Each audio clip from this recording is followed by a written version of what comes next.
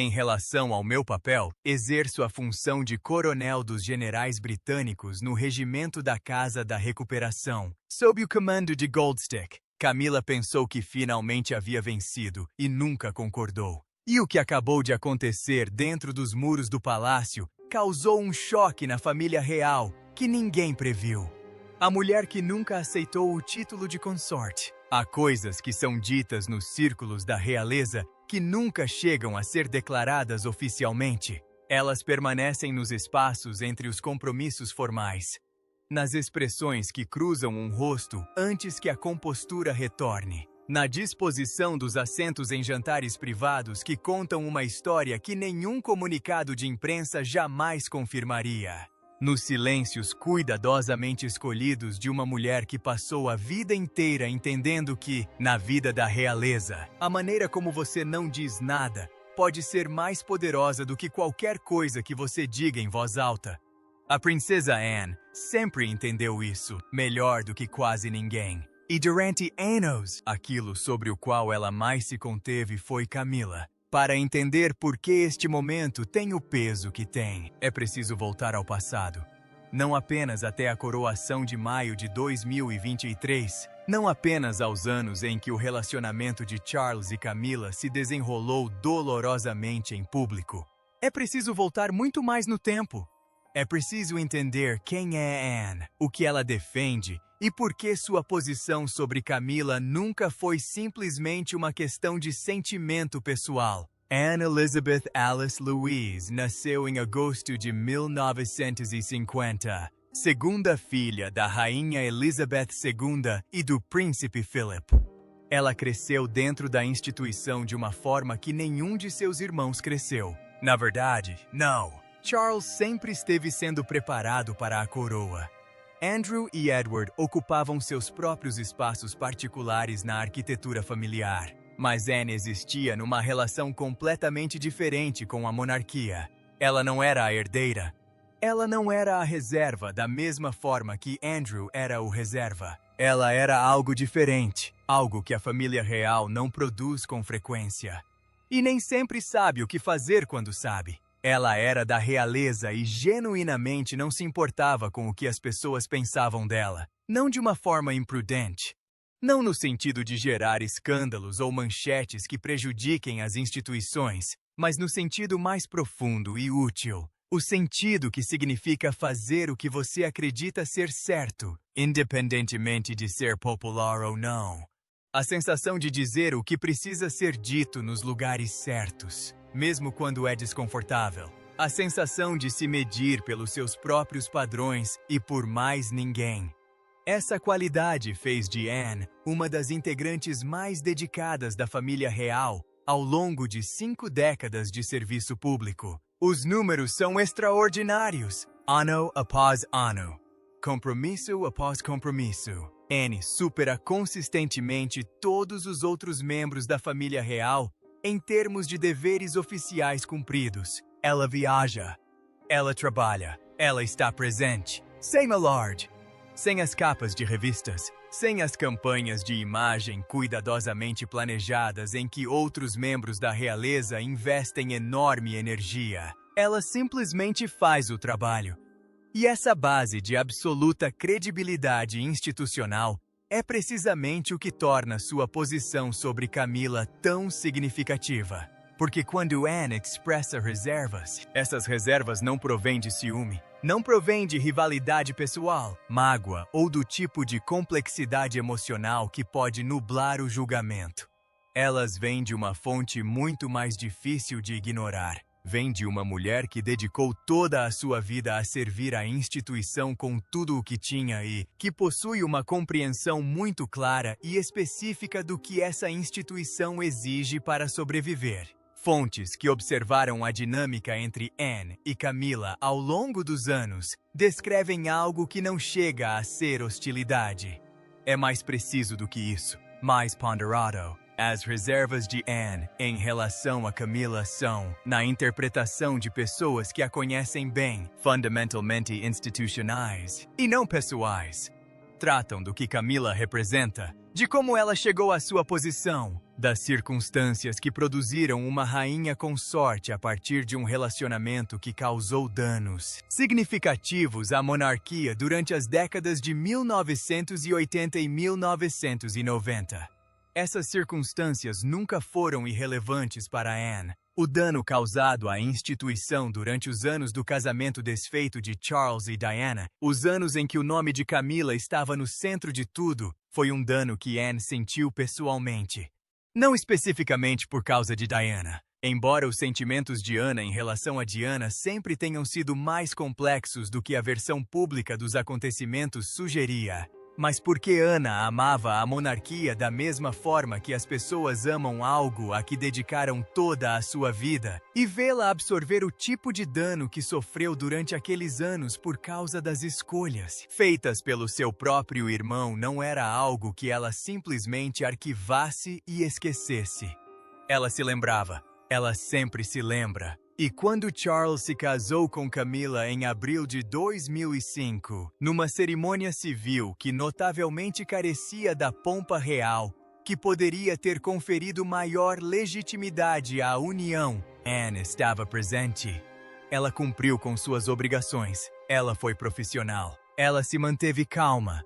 As pessoas que estavam lá, as que observaram atentamente, notaram algo. A compostura de Anne naquela cerimônia tinha uma qualidade peculiar, a qualidade singular de alguém que cumpre uma obrigação institucional enquanto, em privado, mantém a posição de que essa obrigação não muda.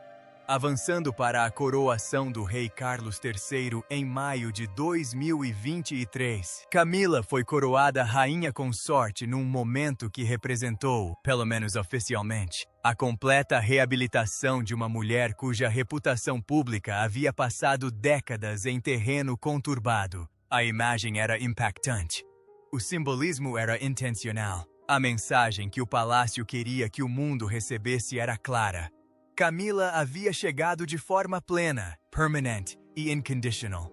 Anne estava de pé na abadia de Westminster, em seu uniforme militar, observando. E a pergunta que fontes próximas à família real vêm fazendo nos meses seguintes, a pergunta que vem se formando silenciosamente sob a superfície da narrativa oficial, é esta: o que Anne estava pensando naquele momento? Porque a resposta para essa pergunta, segundo pessoas que a conhecem, não é o que as fotografias oficiais sugerem. As fotografias oficiais mostram uma família unida em torno de um momento histórico. Mostram a monarquia apresentando ao mundo sua face mais serena e cerimonial.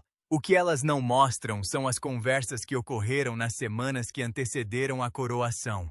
As conversas sobre o título de Camila, seu papel, seu posicionamento dentro da estrutura de trabalho do novo reinado. Conversas nas quais a voz de Anna estava, segundo fontes, presente e incisiva, não estridente. Anna nunca se manifesta de forma estridente sobre esses assuntos, mas sim incisiva. E nos meses que se seguiram à coroação, à medida que o novo reinado começava a estabelecer seus ritmos e prioridades, algo que a simbologia da coroação havia temporariamente obscurecido, começou a se tornar visível. As reservas de Anna não haviam sido resolvidas pela cerimônia, elas simplesmente haviam sido deixadas de lado por um dia. Eles ainda estavam lá, intactos, talvez mais bem definidos do que antes, e estavam prestes a se expressar de uma maneira para a qual ninguém dentro do Palácio de Buckingham estava totalmente preparado. Porque algo estava mudando no panorama mais amplo da família real, algo que conferia à posição de longa data de Anne uma nova e muito específica relevância. Algo que ligava não apenas Camila, mas uma dinâmica que estava remodelando toda a estrutura interna da família Windsor em tempo real. Catherine estava ascendendo. E o que isso significava para Camila, para Anne e para o delicado equilíbrio de poder que Charles vinha administrando dentro de sua própria família, é onde esta história toma seu rumo mais significativo. Mas antes de chegarmos lá, precisamos entender algo sobre a posição de Camila que a versão oficial dos acontecimentos tem consistentemente minimizado.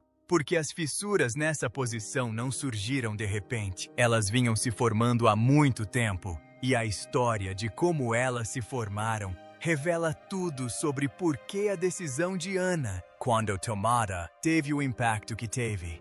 A posição de Camila vacila sob a pressão. Existe uma versão da história de Camila que o palácio se esforçou muito para estabelecer. É a versão de uma mulher que suportou anos de hostilidade pública com dignidade silenciosa. Quem esperou? Quem nunca exagerou nas correções ou se excedeu? Quem permitiu que o tempo e a consistência fizessem o trabalho que grandes gestos não conseguiram? Ela acabou por alcançar uma posição de genuína aceitação pública que, mesmo seus críticos mais ferrenhos tiveram que reconhecer, representou uma das reabilitações mais notáveis da história moderna da realeza. Essa versão não é falsa, partes dela são realmente verdadeiras. Mas essa não é a história completa. E as partes que faltam são justamente as que explicam o que está acontecendo agora. Para entender de onde vieram as fissuras na posição de Camila, é preciso compreender algo sobre a natureza da aceitação da realeza. A aceitação pública e a aceitação institucional não são a mesma coisa. Nem sempre caminham juntas e nem sempre chegam ao mesmo destino. Um membro da realeza pode ser genuinamente popular entre o público e, ao mesmo tempo, ocupar uma posição dentro da instituição que é mais contestada do que qualquer pesquisa de opinião sugere. Camila sempre ocupou ambos os espaços simultaneamente. A reabilitação pública foi real. Os índices de aprovação melhoraram. As manchetes hostis que definiram sua imagem pública durante os anos de Diana gradualmente deram lugar a uma cobertura mais afetuosa, mais humana, mais disposta a reconhecer a mulher, em vez de simplesmente a controvérsia que ela representava. Quando Charles se tornou rei em setembro de 2022, uma parcela significativa do público britânico já havia chegado a um nível próximo da aceitação de Camila como rainha consorte. Dentro da instituição, o quadro era mais complexo. Fontes que atuam nas estruturas da Casa Real descrevem uma Camila cuja posição sempre se baseou em fundamentos mais restritos do que aparentam. Sua influência deriva principalmente de uma única fonte: Charles, a confiança que ele depositava nela, a dependência que ele tinha do julgamento dela.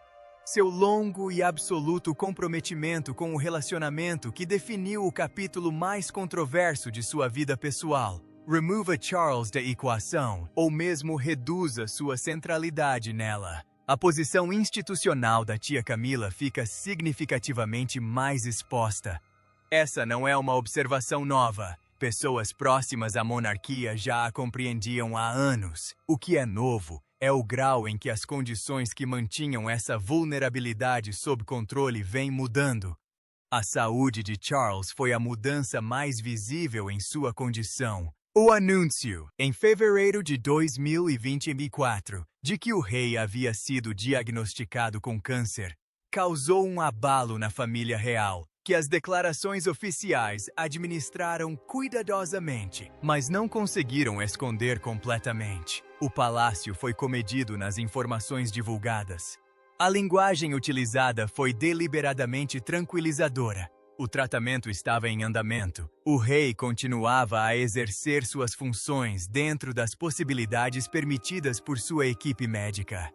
Mas os tremores têm o poder de revelar as realidades estruturais subjacentes. E a realidade estrutural que o diagnóstico de saúde de Charles revelou foi esta: a questão de como será a monarquia quando Charles não estiver plenamente em seu centro operacional deixou de ser teórica.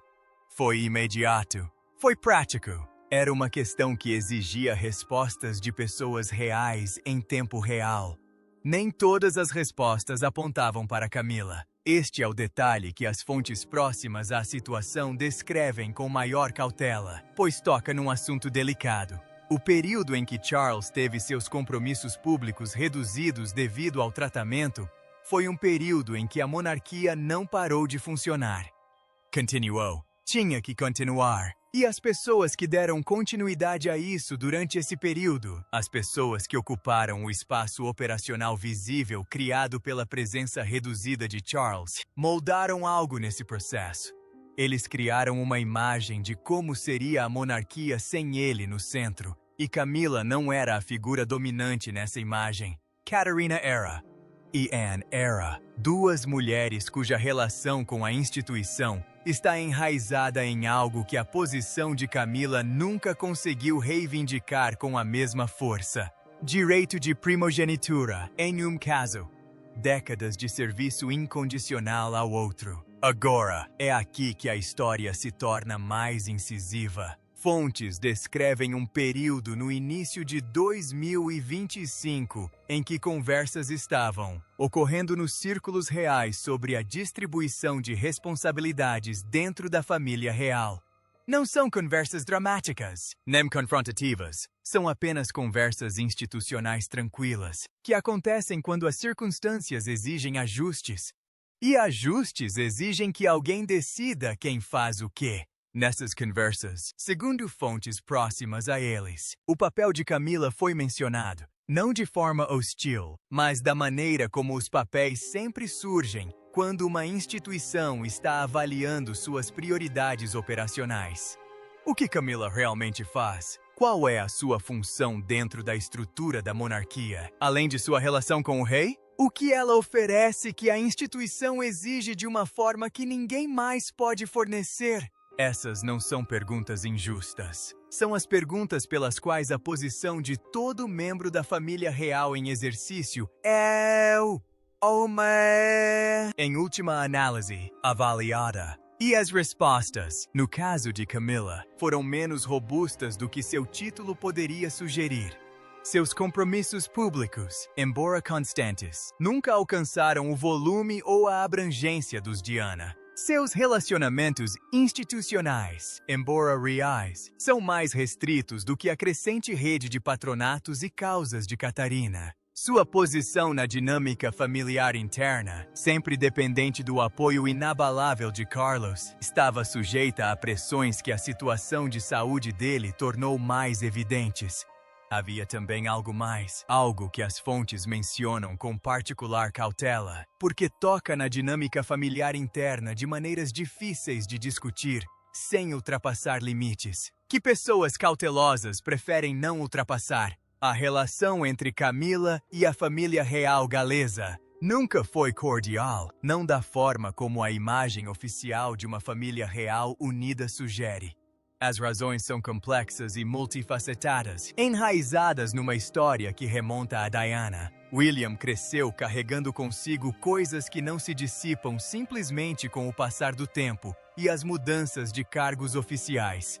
Catherine, que se casou com um membro da família em vez de crescer dentro dela, absorveu, no entanto, o suficiente dessa história para compreender o seu peso. A coroação apresentou uma frente unida. Eventos públicos sempre apresentam, mas por trás dessa frente unida, a distância entre Camilla e a família real galesa permaneceu real, funcional quando necessário. Civilizados nos sentidos que a vida na realeza exige, mas não próximos, não confiantes. Não o tipo de relação que produz genuína solidariedade institucional quando a pressão aumenta. E a pressão estava a caminho na primavera de 2025. Não de forma dramática, não na forma de um único incidente explosivo que pudesse ser apontado e examinado, mas sim na forma de uma mudança gradual, silenciosa, porém inconfundível, no panorama interno da família real. Uma mudança em que certas figuras se aproximavam do centro de gravidade institucional, enquanto outras se distanciavam dele, quase imperceptivelmente. Camilla estava indo na direção errada. Ela não anunciou isso. Ninguém anunciou. Era o tipo de movimento em que as instituições reais se especializam, visível apenas para aqueles que estavam perto o suficiente para ler os sinais. Perceptíveis apenas para aqueles que entendem que, na monarquia, as mudanças mais significativas raramente chegam com alarde. Elas chegam na disposição dos assentos, nos padrões de comunicação, nas vozes que são ouvidas e que são anotadas, mas não levadas em consideração. E na posição de uma mulher em particular, cuja autoridade institucional foi silenciosamente, deliberadamente e com muita precisão aplicada a uma situação que vinha se construindo há mais tempo do que a maioria das pessoas fora dos muros do palácio imaginava. Anne estava observando tudo isso. E Anne, como qualquer um que tenha prestado atenção nela, ao longo de 5 décadas de vida na realeza poderá afirmar, não fica observando indefinidamente sem eventualmente agir. A questão nunca foi se ela tomaria alguma atitude. A questão era quando e como. E quanto isso custaria às pessoas que estivessem no espaço para onde ela se mudou? Essa pergunta estava prestes a ser respondida. Charles Bowes para Catherine. Há momentos na vida institucional que se assemelham a gestos, são enquadrados como gestos, são apresentados como gestos. As pessoas envolvidas têm o cuidado de garantir que a interpretação oficial do ocorrido descreva algo modesto, algo natural.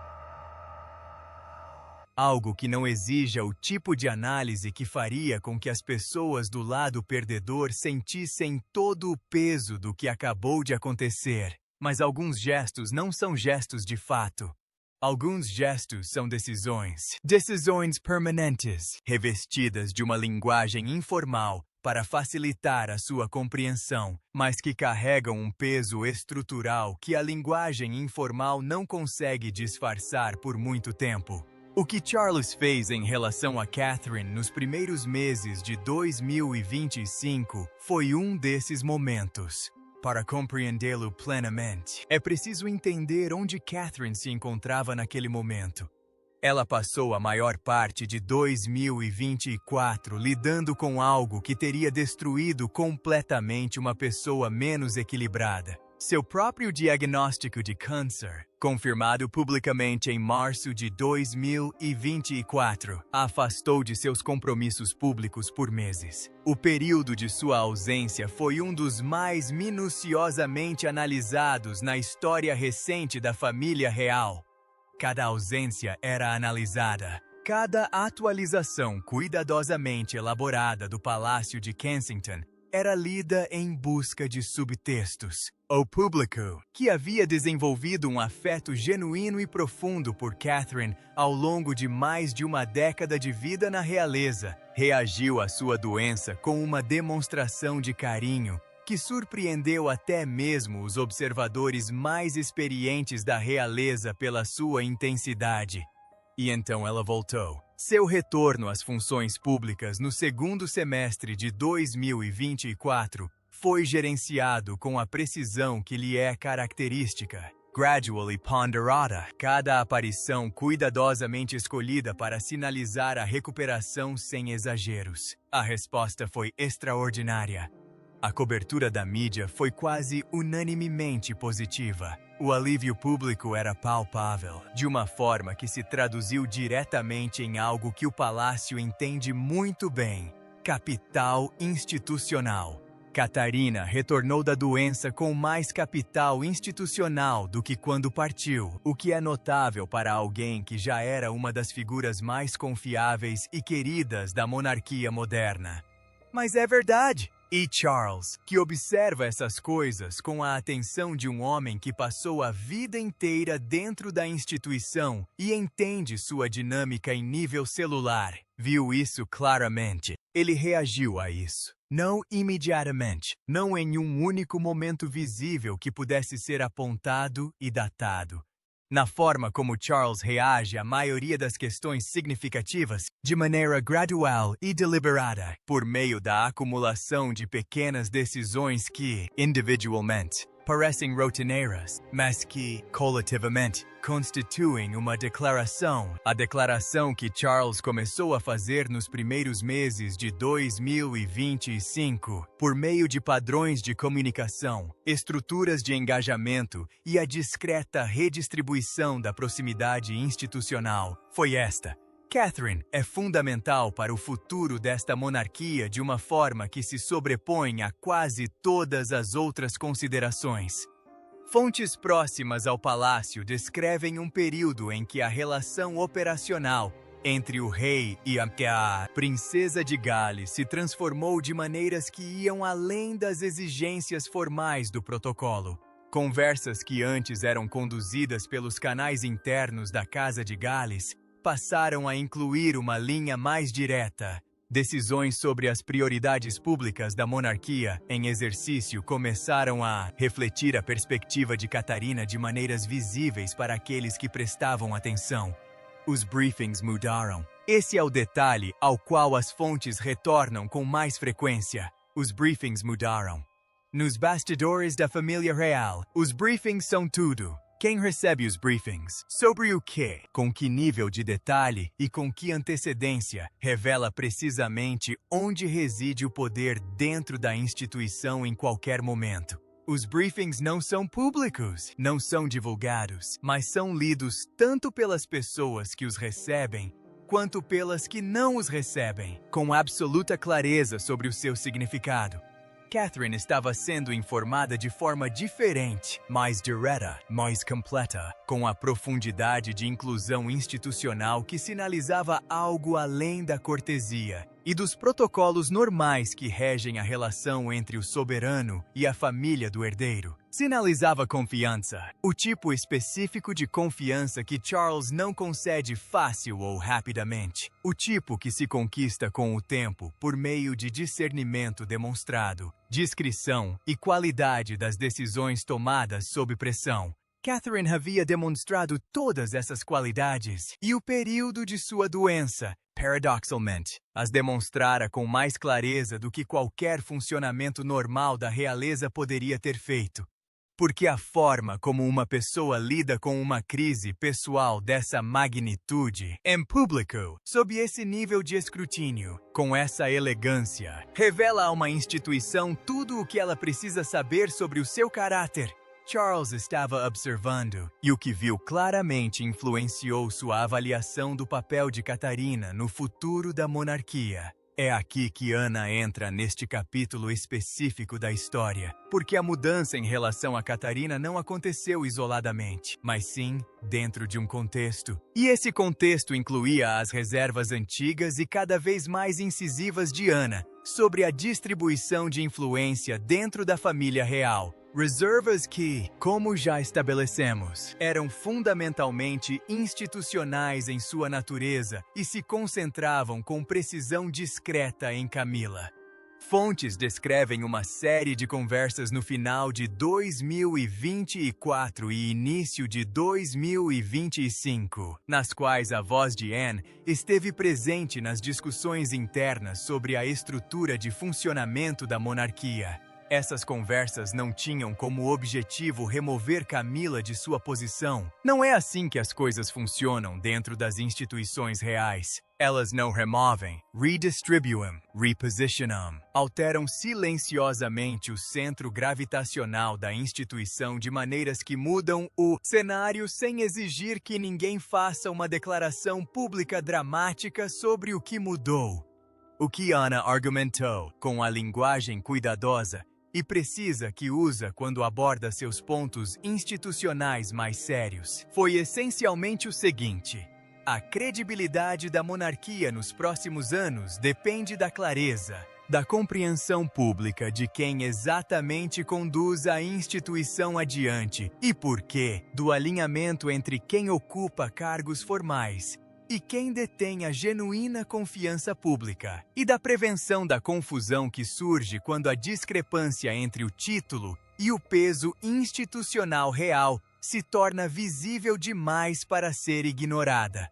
Foi um argumento que não mencionou Camila pelo nome, não precisava, e Charles, que o ouviu da mesma forma que ouve tudo o que Ana diz, com a atenção peculiar de um irmão que sempre soube que o julgamento de Ana, por mais desconfortável que seja, raramente se equivoca em questões institucionais. Assimilou-o.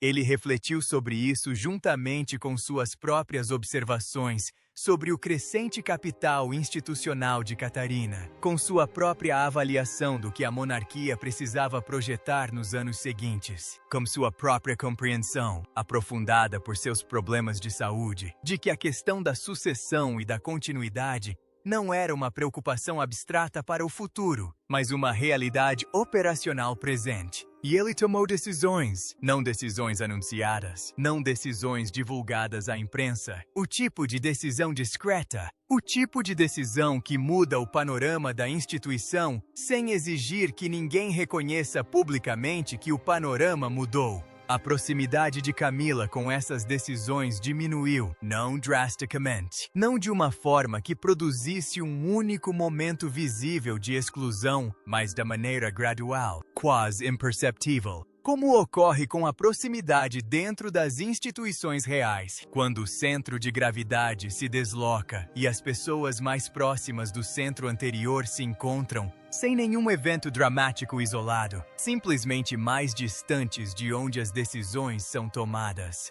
Ela ainda detém seu título, ainda é rainha, ainda está ao lado de Charles em compromissos oficiais e desempenha as funções públicas que sua posição exige. Mas algo mudou na estrutura interna ao seu redor.